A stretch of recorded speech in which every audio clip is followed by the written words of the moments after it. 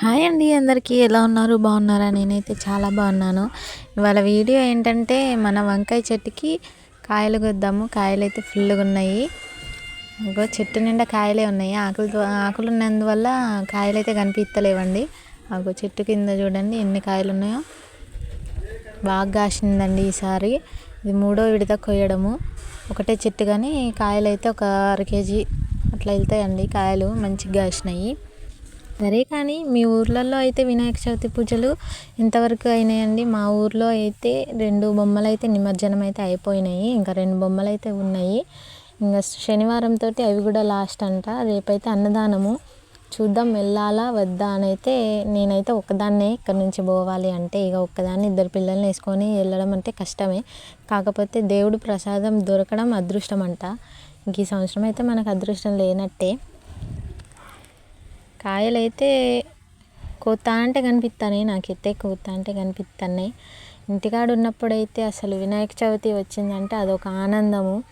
దేవుడి కాడ 10 సార్లు 100 సార్లు ఇట్లా జై గణేష జై గణేష అని రాసి పెడితే కోరికలన్నీ నెరవేరుతాడు అది ఇది అని అంటే స్కూల్లో ఉన్నప్పుడు అట్లా రాసి అక్కడ పెట్టేటోళ్ళము.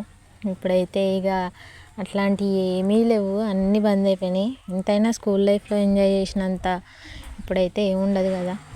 పెళ్ళైతే అన్నీ మారిపోతాయి, మనము మారిపోతాం, మన లైఫ్ స్టైల్ మారిపోయింది, మన ఆలోచనలు మారిపోతాయి. ఇప్పుడు పొద్దున్నలో అయితే ఏం కూర వండాలి, సాయంత్రం అయితే ఏం కూర వండాలి, ఇట్లా ఇవే ఆలోచనలు వస్తున్నాయి కానీ ఇంకా వేరే ఆలోచన అయితే లేదు.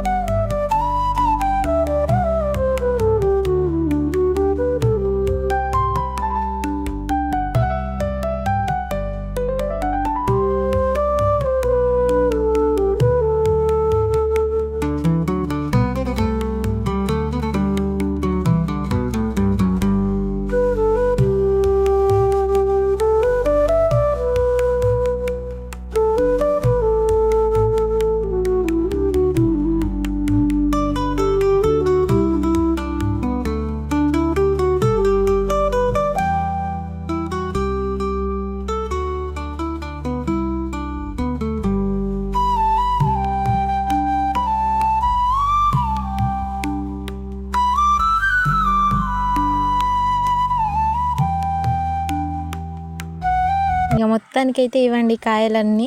మొత్తం ఎన్ని అవుతాయో గెస్ చేయండి, కామెంట్ అయితే చేయండి తప్పకుండా. నేనైతే ఒక కేజీకి తక్కువ, ఒక 1/2 కేజీ తక్కువ, 3 కేజీ అట్లా అనుకుంటున్నా. మీరైతే ఎంత అనుకుంటారో గెస్ చేయండి ప్లీజ్ అండి. సబ్స్క్రైబ్ అయితే చేసుకోండి ఛానల్ని. Okay, bye.